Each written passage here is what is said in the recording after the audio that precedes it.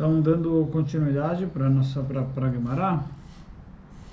Então, o único que você, de acordo com esse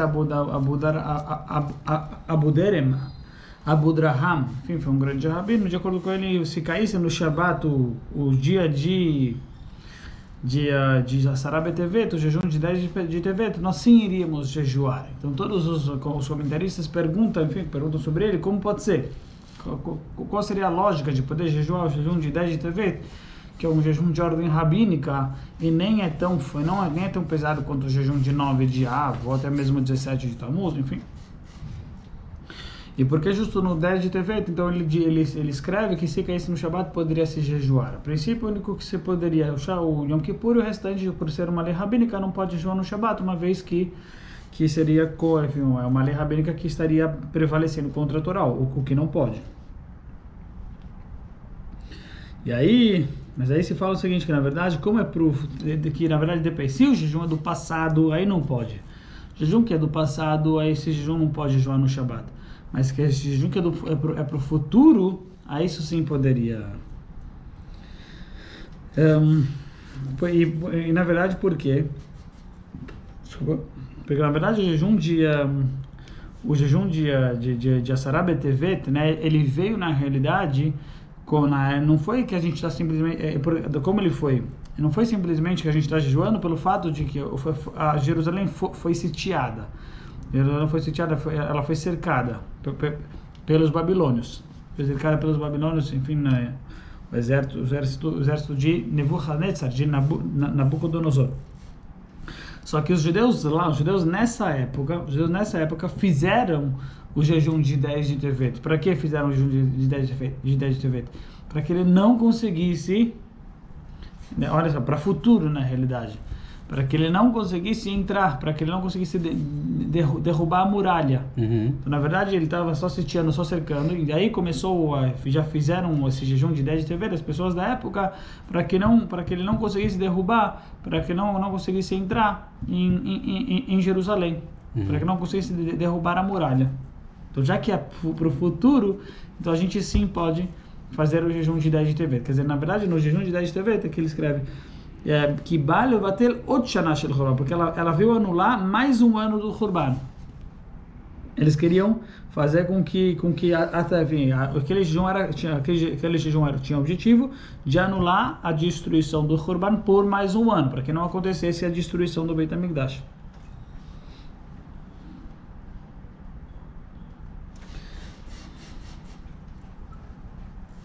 Então, interessante que na realidade, né, isso que ele está falando para a gente, que as palavras que a gente tem que quando uma coisa do futuro, a gente tem que se preocupar com o futuro, não tanto aquilo que é o passado. Aquilo que é o passado, obviamente, tem que se arrepender, mas o foco é, na verdade, mudar o futuro, a tal ponto que para mudar o futuro pode-se jejuar no Shabat, e a tal ponto que ele tem esse poder, que um jejum que se faz no Shabat para o futuro, para uma mudança, vamos falar assim. Então isso é permitido mesmo para a mudança da pessoa, enfim, para que não aconteça aquilo que enfim, está decretado, que a pessoa sonhou. Então, para isso é permitido jejuar mesmo no Shabat. Isso tem um poder de afastar, de eliminar um decreto até mesmo de 70 anos atrás.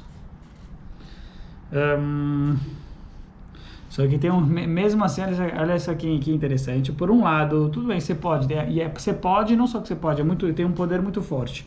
Mas ao mesmo tempo vão te cobrar nos céus, vão te falar, olha, você jejuou no Shabat, por mais que você tinha até permissão alárrica e até um jejum muito poderoso, mas na prática você deixou de ter prazer no Shabat. Então por isso nos céus vão sim te cobrar, enfim, quer dizer, dos céus, então cobra uma pessoa que no final de contas faltou o prazer no Shabat, ficou faltando, já que ela não deu prazer ao Shabat. E aí, então, o que ela tem que fazer, então? Já que ela não deu prazer ao Shabat, o que você acha que ela tem que fazer? Outro jejum. Exatamente, esse mesmo. Certo? Já que ela não deu prazer ao Shabat, então agora ela tem que jejuar por causa que ela jejuou no Shabat. Ela vai fazer mais um jejum para pedir perdão pelo fato dela não ter dado deleite ao Shabat.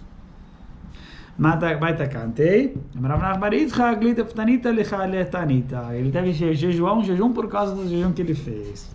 Interessante.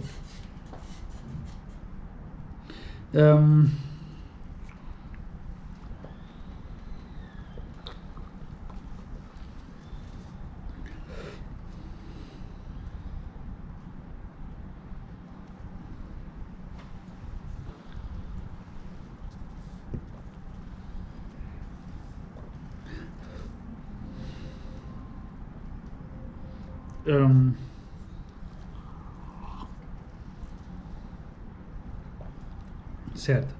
Mas aí ele traz aqui que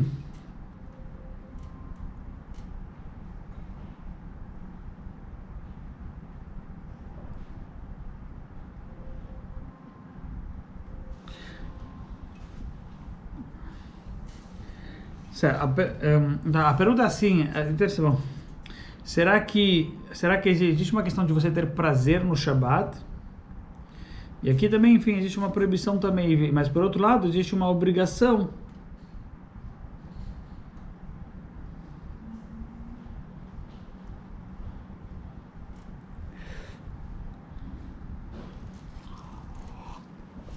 Não consegui, bom. Existe uma questão de você tem a obrigação de comer ou se a obrigação de você ter, você ter prazer no Shabat, enfim. Mas aqui ele traz do Aruch HaShulchan. O Aruch HaShulchan escreve: se a pessoa ela deixou de comer por causa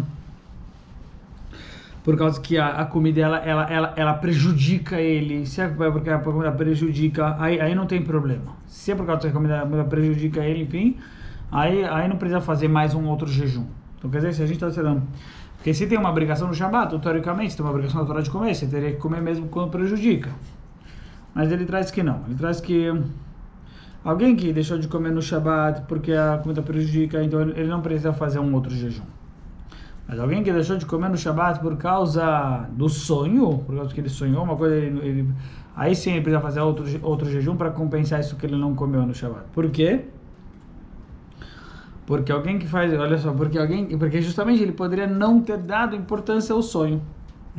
Que a Cholem Beadosh Shelo Yashgiach, ele podia não ter dado importância para o sonho. E quem disse, e talvez o sonho na verdade não tem, enfim, não tem nada, quer dizer, não tem nenhum valor. E ele simplesmente jejuou à toa, jejuou em volta. Por isso, no caso do sonho, ele sim tem que fazer um outro jejum.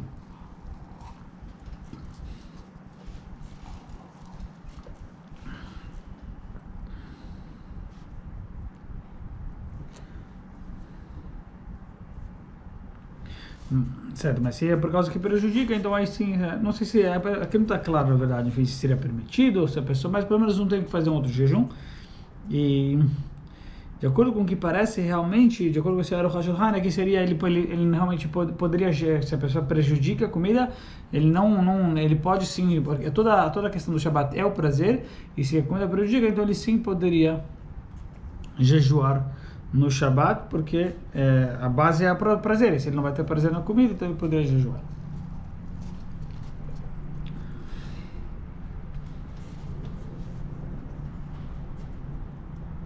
Fala Gamara, Amar Rabi Elazar, Hana.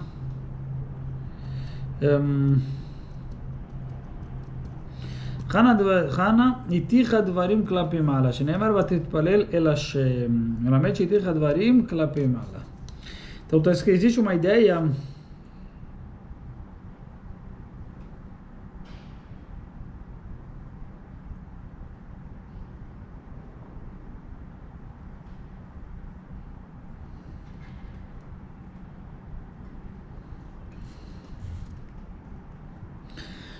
chama que aquele está trazendo para a gente que a Hana ela usou termos pesados quando ela estava falando com Hashem. E Tichadvarim, ela jogou palavras fortes. Falou palavras fortes para Hashem quando ela estava rezando. Quando quis o filho. Exatamente. Shenemar vatitpalel al Hashem. Não está escrito porque não está escrito ela rezou para vatitpalel el Hashem. Vatitpalel al Hashem. Ela rezou sobre Deus. Como se fosse que não. Se tivesse escrito para Deus, perfeito. Rezou para Deus. Mas aqui vai dizer vatitpalel el Hashem, não el, al. Vatitpalel al Hashem. Ela rezou sobre Deus. Melamed sheiticha dvarim kalapel mal. Esse termo al Hashem, sobre Deus, isso nos ensina, daqui nós aprendemos que ela falou alguma palavra forte para Hashem.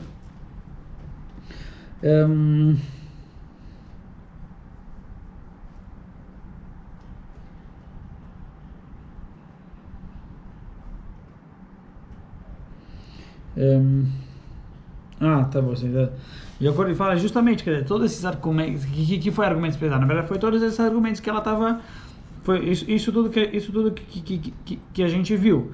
Isso tudo que a gente viu, né? Que ela estava, enfim, ela usou argumentos, ela estava pressionando, enfim, argumentando, falar, olha, Hashem, você tem que cumprir o meu desejo. Quer dizer, ela não simplesmente rezou, enfim, e falou, olha, está, enfim, você decide, enfim, ela meio que estava obrigando, né? Obrigando e foi fazendo raciocínios e cálculos que a Hashem era, por assim dizer, obrigado, ou, enfim, ele tinha que dar um filho para ela estava não estava, por assim dizer, ela estava justamente falando com a Hashem, olha, você tem que me dar, e mais ou menos, estava cobrando Deus para que ele desse um filho. Então por isso citou Al Hashem, porque ela estava, na verdade, pressionando sobre Deus, enfim, ela estava falando para que Hashem impressionasse, cobrando ele cobrando ao Criador, ao Ribono Shel Olam, para que ele desse um filho.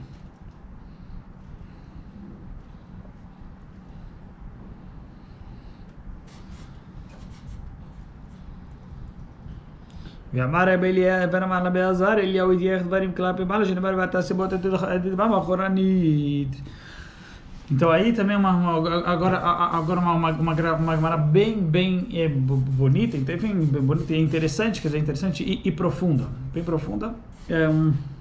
Agora, porque por mais que a Hannah ela falou desta maneira, enfim, mas a Shema atendeu o pedido dela, deu para ela o filho, deu para ela o Shmuel, o profeta Samuel, que no futuro se tornou o profeta Samuel, o grande profeta do povo judeu. Então quer dizer que o quê? Quer dizer que a Shema ele aceita essa cobrança, né? essa exigência, por assim dizer. A Hashem ele aceita, enfim, ele fala, ao contrário, nós devemos aprender de Haná.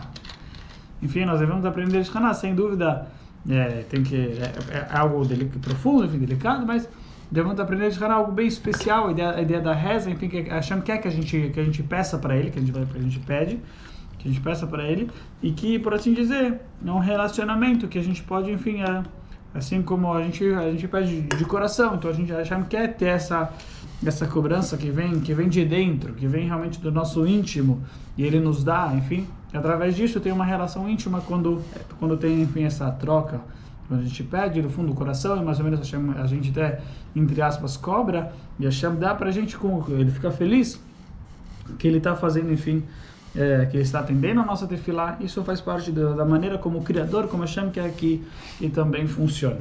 Algo bem interessante. E ela também fez bem direitinho, né? Bem direitinho, em que sentido? Ela não fez de qualquer jeito. Então a linha é muito tênue, né? A linha é bem, certo. É bem delicada. Certo, né? Exatamente, certo. Sim. É uma lição de como aprender como fazer, né? Sim, não é que você pode fazer de qualquer jeito, senão... Verdade. Então, sim, correto. Sim. É fácil de escambar pro outro lado, né? Sim.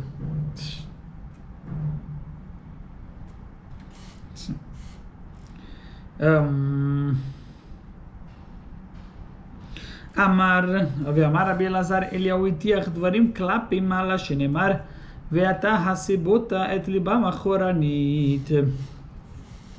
Fala Gemara que Eliel ele também procedeu da mesma maneira. Eliel também ele enfim, teve esse comportamento, enfim, procedeu dessa maneira que nem Haná, que assim como Haná, enfim, acabou falando palavras, enfim, jogou palavras para Deus que talvez eram palavras um pouco pesadas, vamos chamar assim, enfim, cobrando, enfim. Eliel ele também se comportou, ele procedeu, ele falou essas palavras para Hashem. Quando e quais foram essas palavras? O que foi que ele falou para Hashem que a princípio é algo delicado, algo pesado? Então Eliel quando ele estava isso faz parte da Haftarah que nós lemos há pouco tempo atrás. A Haftarah quando justamente sobre Eliel, foi assim exatamente, o Haftarah de Parashat Ki Tisa. Então o povo judeu fez o pecado do bezerro de ouro, né? Em Parashat Ki Tisa o povo judeu fez o pecado do bezerro de ouro. Qual é a Haftarah da Parashat Ki Tisa? A Haftarah da Parashat Ki Tisa é justamente uma parashá que fala sobre é o mesmo assunto, o mesmo tema. Quando o povo judeu estava fazendo o Baal, lá eles fizeram o Reta Egel, fizeram o bezerro de ouro, a idolatria. E aqui no caso eles estavam fazendo a idolatria do Baal na época do profeta Elial. Aí o profeta Elias vai lá e faz todo um procedimento que é muito bonito. Enfim, a Haftarah elabora bem como aconteceu, aquilo que Elial fez. E Elial ele fala para Deus, né?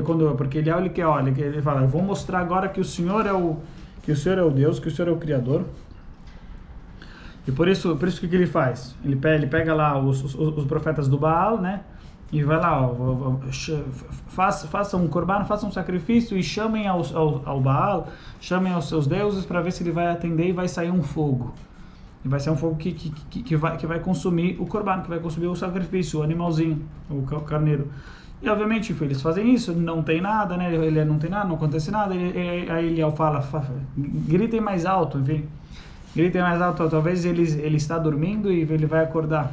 Talvez lembrei agora. Agora lembrei. Talvez a idolatria, enfim, talvez o Deus de vocês está dormindo, talvez ele vai acordar e obviamente não tem nada.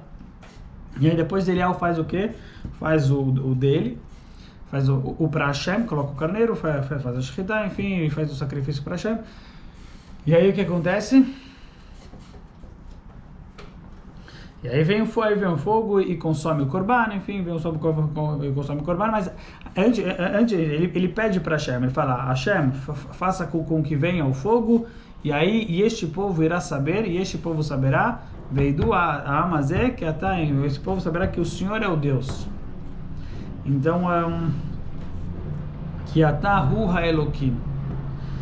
E vão saber que o Senhor é o Criador, que o Senhor é o Deus. Então ele está pedindo para Hashem, enfim, ele está falando, o povo judeu estava numa situação que estava servindo o Baal, o povo judeu servindo o Baal e também servindo a Hashem. Estava meio que pulando, se fala, ele fala para eles, até quando vocês vão ficar pulando de cá para lá. Enfim, uma vez vocês estão no Baal. Pulando a cerca. Uma vez também assim, dançando em 2 casamentos. É onde uma vez vocês querem estar aqui aproveitando, outra vez vocês querem estar aqui aproveitando.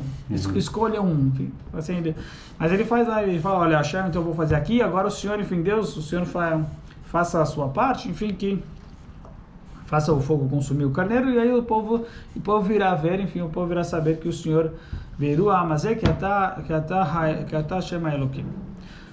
E aí ele fala uma frase interessante, na verdade. Ele fala que ele fala que o povo de Deus estava pecando Baal. E Eliel fala para Deus que Deus, ele, por assim dizer, ele que fez o coração do povo judeu voltar-se, né, de direcionar-se ao Baal, a coisas ruins, voltar-se para trás, direcionar-se para outros caminhos. O coração deles, você que fez com que o coração deles fosse guiado para outros caminhos, para outro lado. Isso se chama Veatá Hassibotá et libam achoranit. Veatá, e você, Hassibotá, Hasse vai significar voltar, fez com que o coração dele, Hassibotá, fez com que voltasse, ou direcionasse, ou guiasse, libam, o coração deles, achoranit, para trás, vem para outros caminhos, para outros lados. Então, quer dizer, Eliel está culpando Hashem, na verdade, nessa frase, Eliel está culpando Hashem, que o quê? Que Hashem que fez, Hashem tem parte nisso, por assim dizer, que o povo judeu estava, enfim, seguindo Baal, enfim, que estava também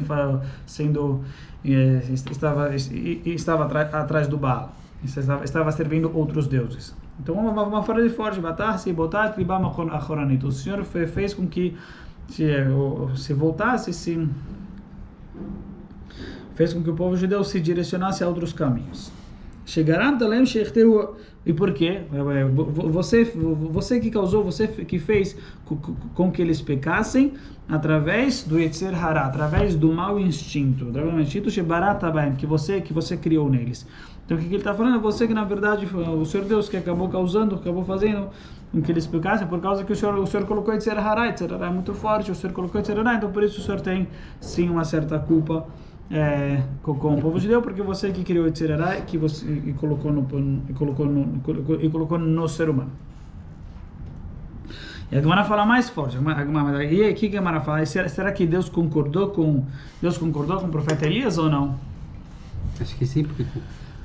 É isso que a Gemara fala. Amar Rabi Shmuel bar Yitzchak, minan shechazar HaKadosh Baruch Hu vehoda lo leEliyahu al tanato zu, da onde nós aprendemos, falou Rabi Shmuel, filho de Rabi Yitzchak, da onde nós aprendemos que Deus ele concordou, shechazar, que depois que ele falou isso daqui, Deus ele acabou concordando, ele concordou com um tempo depois, enfim, um tempo depois que o Criador Hashem ele concordou com isso que o profeta Elias ele falou. Ele concordou com o profeta Elias.